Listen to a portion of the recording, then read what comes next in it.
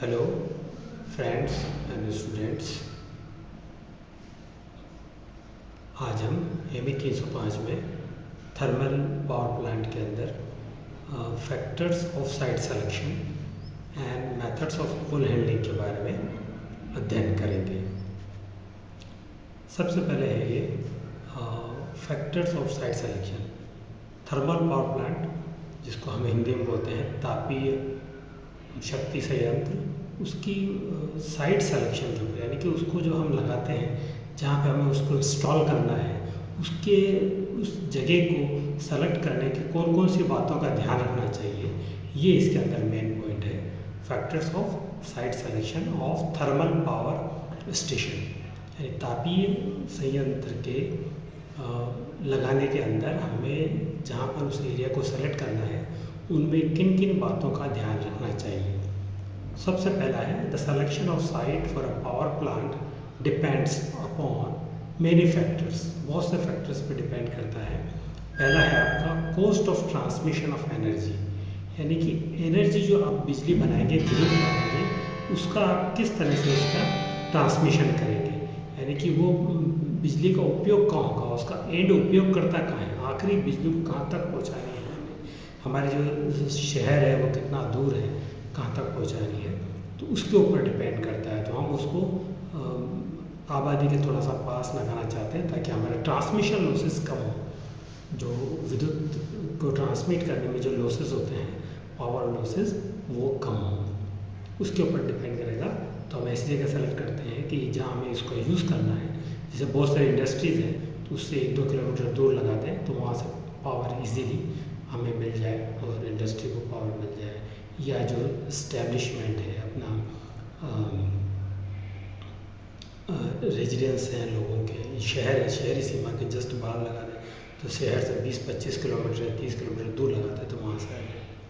इसी तरह फिर दूसरा फैक्टर उसका कॉस्ट ऑफ फ्यूल।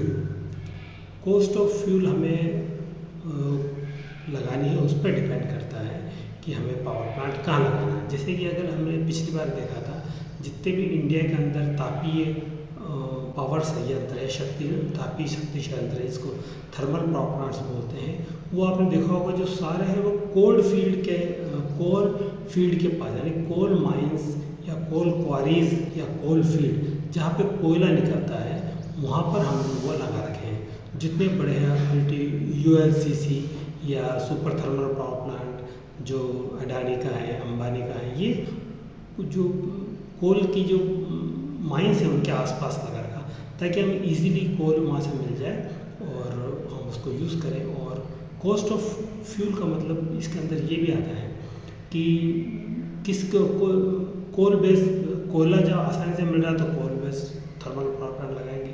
अगर हमें गैस आसानी से मिल रही है, नेचुरल गैस, तो गैस आधारित, तो ये हमें देखना पड़ेगा। जहाँ गैस मिल रही है हमने वहाँ पावर प्लांट लगा दिया, जहाँ कोयला मिल रहा है हमने वहाँ लगा दिया, क्योंकि उनकी हमें जो रॉ मटेरियल है उसका raw material main thermal power plant का कोल और फ्यूल होता है। तो जहाँ फ्यूल की अवेलेबिलिटी होती है और जो सस्ता हमें मिलता है हम उसको वहीं पे इसको लगा देते हैं। तो ये एक हमारी दूसरा फैक्टर है जो हमें बिल्कुल इसकी बात को बहुत ध्यान रखना पड़ता है और ये मैटर करता है बहुत।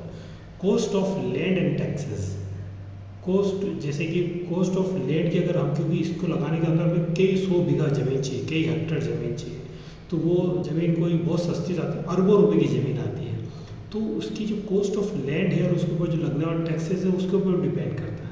कोई हम डायरेक्ट जाके बॉम्बे के अंदर बीच में तो लगा नहीं सकते हैं जगह हमें, तो हमें थोड़ा दूर लगाना पड़ेगा जहाँ पे हमें सस्ती लैंड मिल जाए, क्योंकि लैंड की रिक्वायरमेंट बहुत ज़्यादा होती है, हमें कई बीघा में ज़मीन चाहिए होती है। तो कॉस्ट ऑफ लैंड देखनी पड़ती है और उसके द्वारा सरकार के द्वारा कितना टैक्स लग रहा है उसकी हमें उसके कैलकुलेशन करने के बाद उस फैक्टर को भी ध्यान रखना पड़ता है कि हमें ये कहाँ लगानी है। Requirement of the space.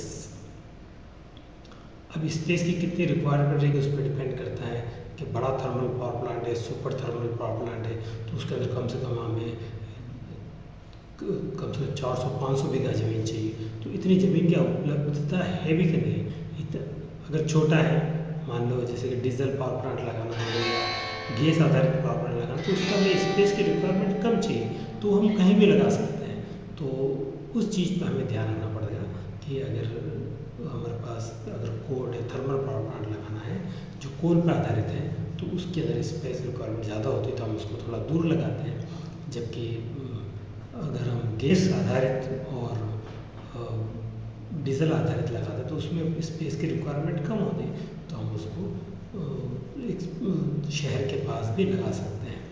फिर स्टोरेज स्पेस और फ्यूल, अब इसमें वही बात आ गई जैसे कोयला है, कोयलों को हमें बहुत ज़्यादा स्टोरेज करना पड़ता है, करीब 1 साल का कोयला हमें रिजर्व रखना पड़ता है और मिनिमम 3 महीने का कोयला तो हमें पावर प्लांट में बिल्कुल रिजर्व रखना पड़ता है। उसके लिए हमें बहुत बड़ा फील्ड चाहिए, बहुत बड़ी जगह चाहिए, यानी कोल्ड स्टोरेज के लिए ही हमें करीब करीब 20-30 हेक्टेयर की ज़मीन चाहिए, तब जाके हम उसके अंदर कोयला रख सकते हैं। तो ये भी हमें रिक्वायरमेंट रहती है कि अगर हम कोल आधारित थर्मल पावर प्लांट लगाएंगे तो उसकी स्टोरेज ऑफ फ्यूल का हमें कितना रखना पड़ेगा, जबकि अगर हम गैस आधारित और डीजल आधारित लगा दें तो उसमें बहुत कम फ्यूल की स्टोरेज की ज़्यादा जगह नहीं होती है ना।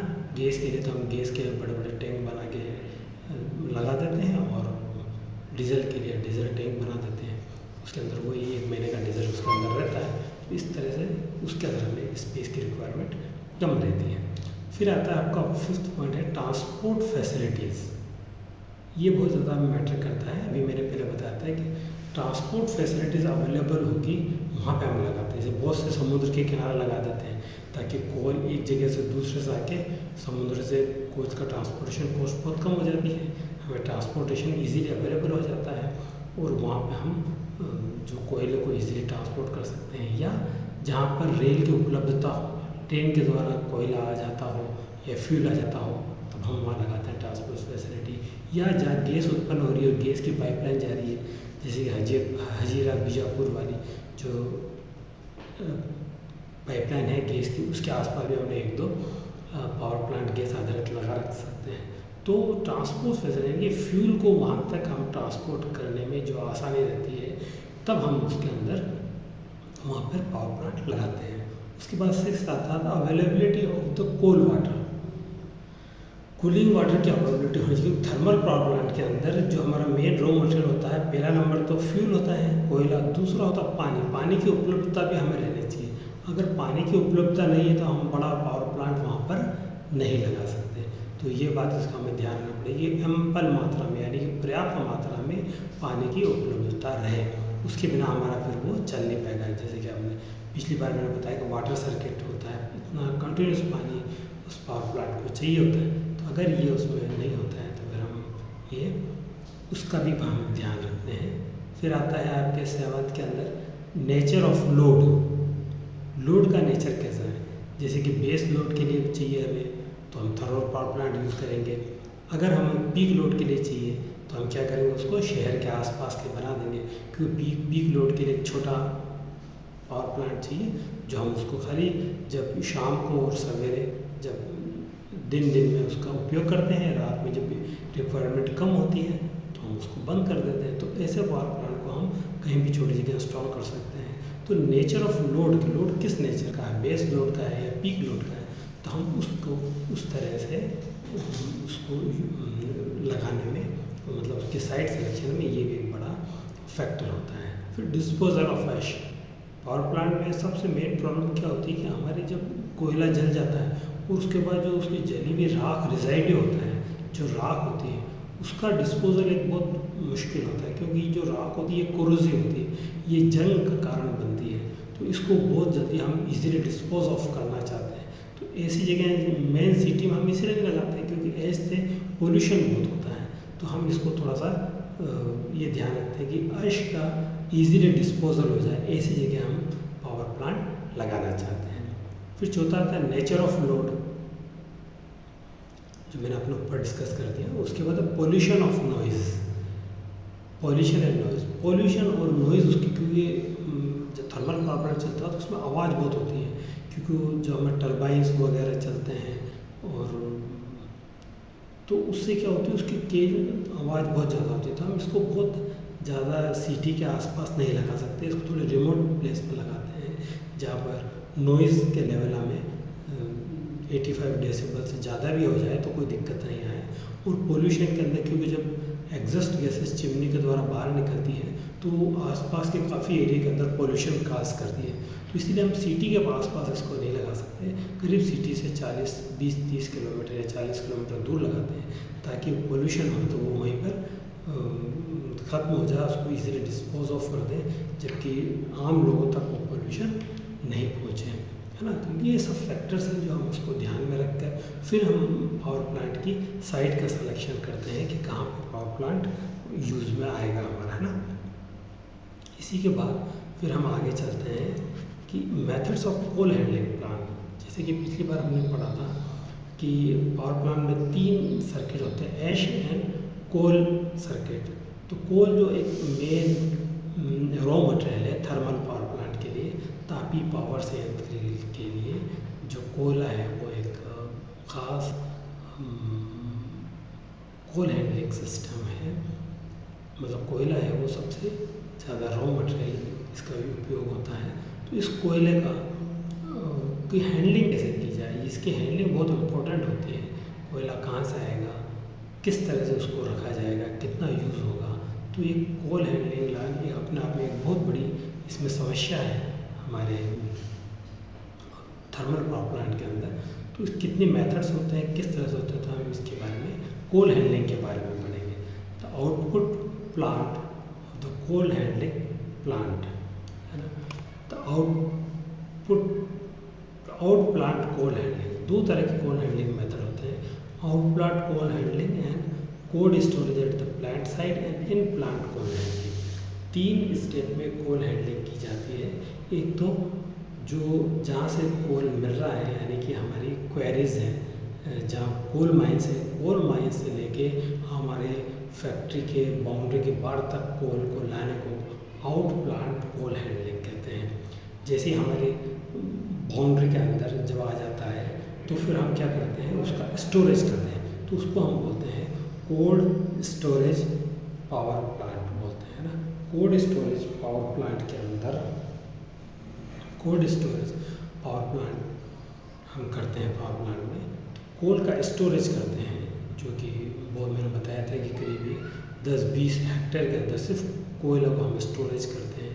कम से कम हमें इसके अंदर 3 या 4 महीने कोयला रिजर्व में रखना पड़ता है, और उसके बाद उस कोल्ड स्टोरेज से लेके और जहाँ तक कोल जलता है ना, जहाँ जिस कोल के ऊपर हम प्रोसेसिंग करते हैं, कभी पल्वराइजिंग करते हैं, तो उसको हम बोलते हैं इन प्लांट कोल हैंडलिंग। तो 3 स्टेप में ये कोल हैंडलिंग होती है।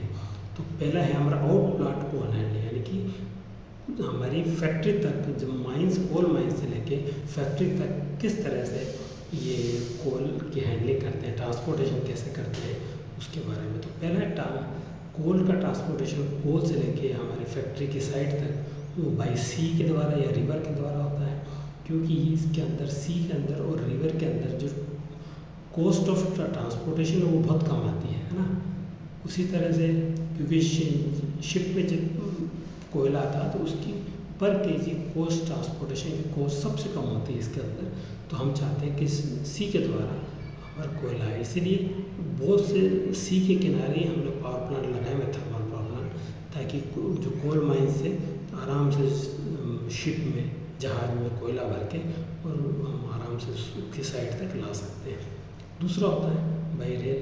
सबसे ज़्यादा कोयला रेल के द्वारा ट्रांसफ़र किया जाता है, क्योंकि सारे पावर प्लांट तो हम कोस्टल एरिया या समुद्र के किनारे नहीं बना सकते। तो हम क्या करते हैं कि बहुत से पावर प्लांट हमने अंदर बनाए हुए हैं, तो वो माइंस, कोल माइंस से लेके कोयला अपने साइड तक आता है, तो हम ट्रेन के माध्यम से, रेल के माध्यम से, जो गुड्स ट्रेन होती है उसके माध्यम से हम लाते हैं। फिर ट्रांसपोर्टेशन बाई रोपवे, रोपवे के द्वारा हम क्या करते हैं, ट्रांसपोर्टेशन करते हैं। जब कोयला हमें माइंस से मिल रहा है बहुत ज़्यादा कोयला, कोल माइंस बहुत पास है, यानी कि 10 से 25 किलोमीटर के बीच में है, तो हम क्या करते हैं, इतनी जब पास होती है, 5-10 किलोमीटर दूर होती है, तो हम कोयला क्या करते हैं, रोप वे से ट्रांसफ़र करते हैं। एक रोप वे लगा देते हैं जो ऊपर होता है, उसके अंदर कोयले के बकेट टैंक है और वो चलते रहते हैं, तो कोयला कंटिन्यूस रात दिन उसके ऊपर ट्रांसफ़र होता रहता है। फिर ट्रांसपोर्टेशन बाई रोड, रोड के द्वारा भी कोयला ट्रांसफ़र होता है। जहाँ हम रोप वे नहीं लगा सकते ऐसी जगहों, तो हम क्या करते हैं, बड़े बड़े डंपर्स या ट्रेलर्स लगाते हैं, उसमें कोयला भर के और कोल माइन से हमारी फैक्ट्री तक लेके आते हैं। तो कोल ट्रांसपोर्टेशन बाई रोड। और कोल ट्रांसपोर्टेशन बाय पाइपलाइन।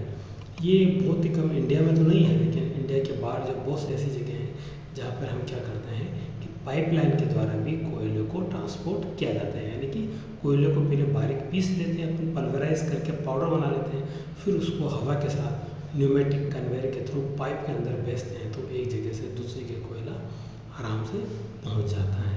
तो ये तो हम क्या करते हैं, आउट प्लांट कोल हैंडलिंग के इतने मेथड्स बताए हुए हैं, और इन सबको कॉम्बिनेशन में भी यूज़ करते हैं। जैसे कि सी पे कोयला आ जाता है, फिर वहाँ से हम ट्रेन से साइड तक पहुँचा देते हैं, या एक बार सी से बंदरगाह पे आ जाता है, फिर उसको रेल से हम रेलवे स्टेशन तक ले आते हैं, फिर रोड से हम वहाँ तक भेज सकते हैं। तो ये अकेला ये कॉम्बिनेशन ऑफ 3 मेथड से भी हम कोल की हैंडलिंग करते हैं।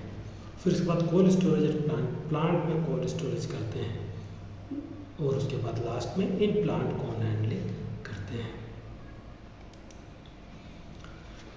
Cold storage at plant site. अब हम पढ़ेंगे कोल्ड स्टोरेज प्लांट साइट के ऊपर किस तरह से हम कोल्ड स्टोरेज कर सकते हैं। तो the purpose of cold storage is to continuous running of the plant. Cold storage का पर्पस ये होता है कि हमारे प्लांट के चलने में कभी कोई विघ्न और बाधा उत्पन्न नहीं हो, क्योंकि अगर हमारे पास कोल अगर ख़त्म हो जाएगा तो हमारा प्लांट ख़त्म हो जाएगा। कोल हमारा सबसे बड़ा रॉ मटेरियल है उस पावर प्लांट के अंदर। तो हम क्या करते हैं कि कोल्ड स्टोरेज एक बहुत बड़ा बनाते हैं, जिसके अंदर हम ये इससे ये इंश्योर हो जाता है कि हमारा प्लांट लगातार चलता रहेगा, है ना। इसलिए the purpose of cold storage का मकसद ये है कि ये कंटिन्यूस रनिंग करे पावर प्लांट की, इसलिए हम कोल्ड स्टोरेज करते हैं। तो cold storage is normally size to have capacity of quarter 25% of annual burn. ये हम कोल्ड स्टोरेज है वो हम 1/4 पूरे साल में जितना कोल कंज्यूम होता है उसका 1/4 कोल को हम एक बार स्टोरेज रखना बहुत ज़्यादा ज़रूरी होता है। इसको हम डेड स्टॉक बोलते हैं, यानी कि 1/4 कोयला पूरे साल भर जितना काम आता है उसका 1/4 कोयला हमें डेड स्टॉक में रखना ज़रूरी होता है। जैसे ही 1/4 तो हमारा कोयला रह जाता है, फिर ऑर्डर करते हैं, फिर कोयला आ जाता है बाहर से, तो कम से कम इतना कोयला 1/4 कोयला हमें रखना, 25% कोयला हमें स्टोर में रखना बहुत ज़रूरी होता है। Storage of 10% of the annual consumption is sufficient in most cases. बहुत से केसेस के अंदर क्या होता है कि 10% कोयला भी रिजर्व रखते हैं, जब हमें मालूम पड़ता है कि कोयला आसानी से मिल रहा है, कोयले के आने में कोई दिक्कत नहीं है, तो बहुत से बार हम जितना कोयला पूरे साल खर्च होता है उसका 10% भी कोयला हम क्या करते हैं कि उसके लिए स्टोरेज में रखते हैं। तो cold storage is divided into 2 groups, dead storage and live storage.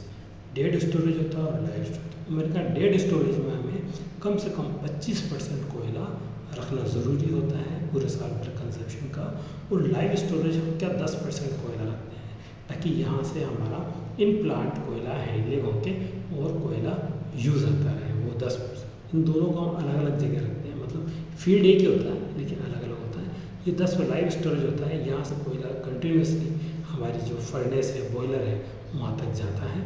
और ये डेड स्टॉक का कोयला 25% बिल्कुल पड़ा रहता है। कहीं इमरजेंसी अगर ट्रांसपोर्टेशन में, रेल में स्ट्राइक हो गई या माइंस में कहीं स्ट्राइक हो गई, तो वो 25% कोयला यानी कि 3-4 महीने का कोयला हमेशा हमारे पास इस रिजर्व में रहता है।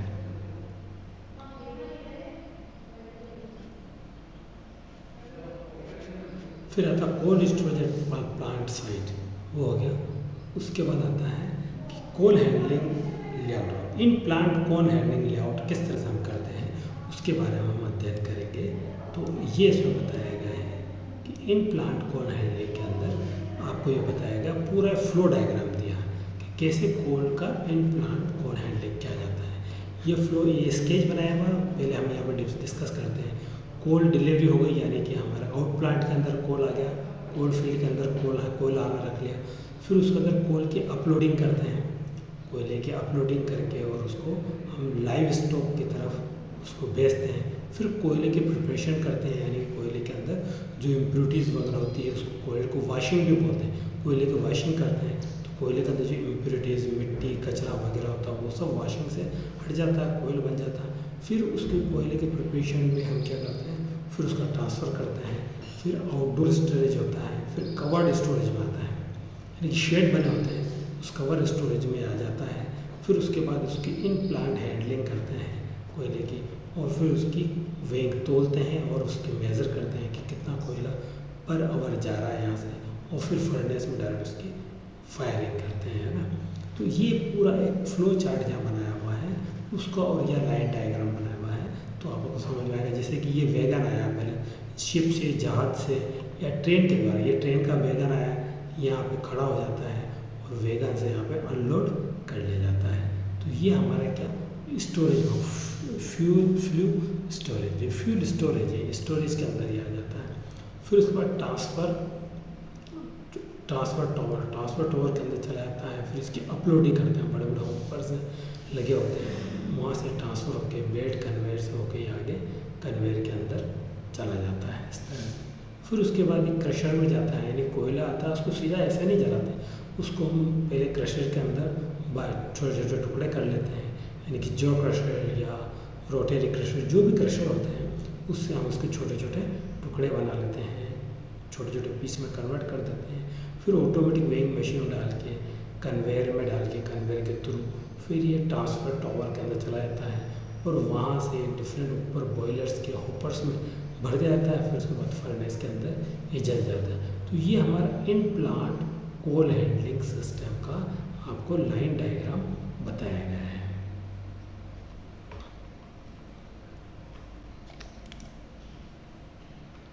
फिर आता है आपका कोल इन प्लांट हैंडलिंग, एक और आपको लाइन डायग्राम बताया है बिल्कुल।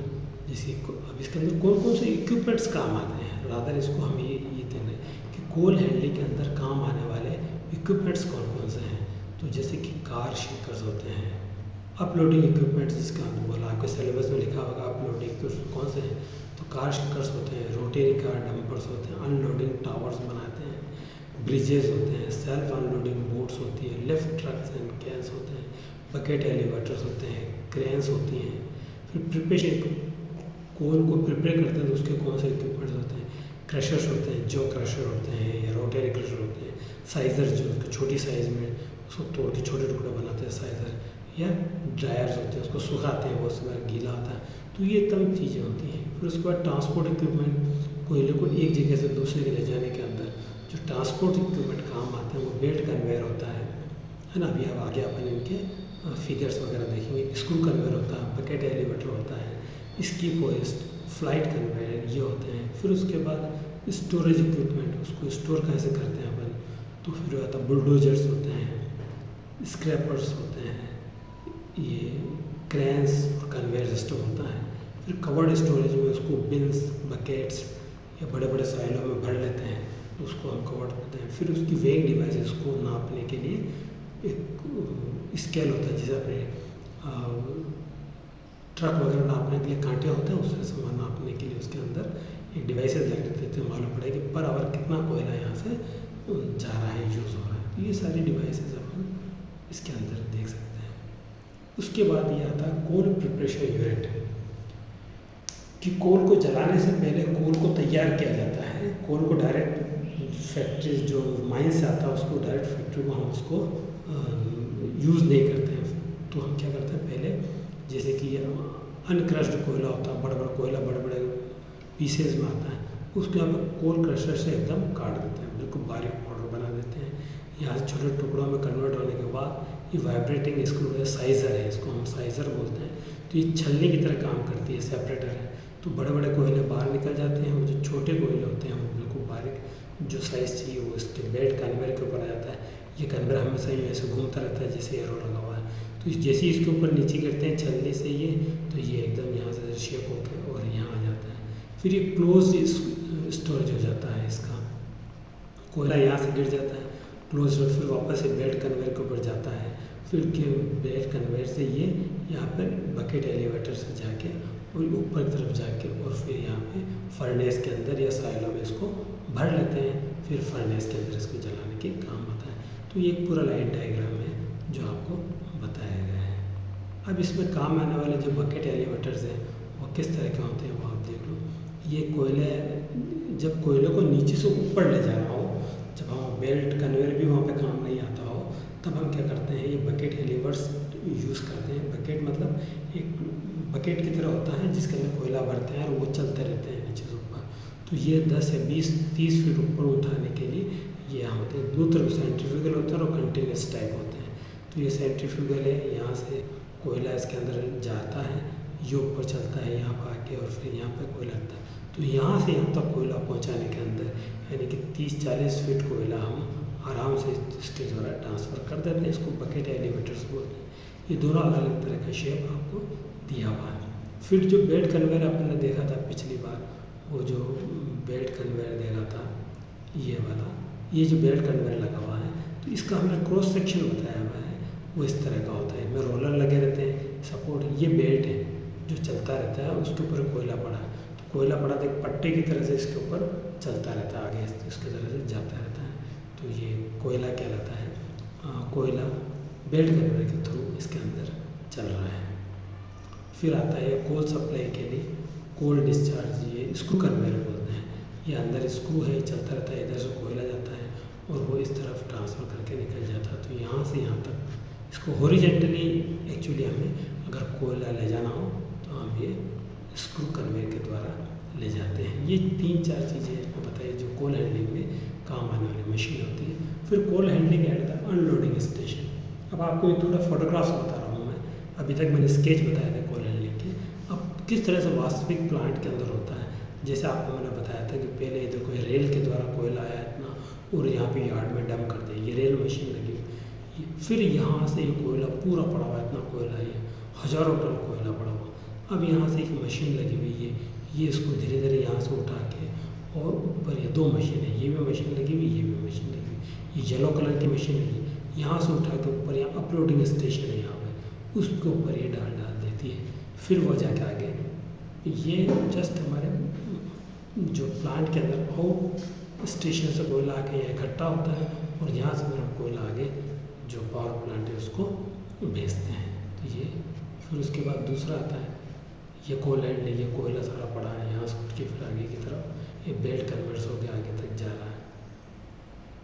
ये एक अप स्टेशन है, यहाँ कोयला पड़ा है, यहाँ से ऊपर होकर फिर आगे और आगे की तरफ जाता है। तो इस तरह कोल हैंडलिंग की आपको बताइए। ये देखो बहुत सारा कोयला पड़ा है, ये यहाँ पे बकेट एडिटर ये घूम रहा है रोटरी टाइप, यहाँ से ये इसको बकेट में उठा के कोयले को यहाँ से इसमें से उठा के इस बकेट में रख के इस कन्वेयर में डालता है, फिर कन्वेयर से अंदर प्लांट के अंदर कोयला जाता है।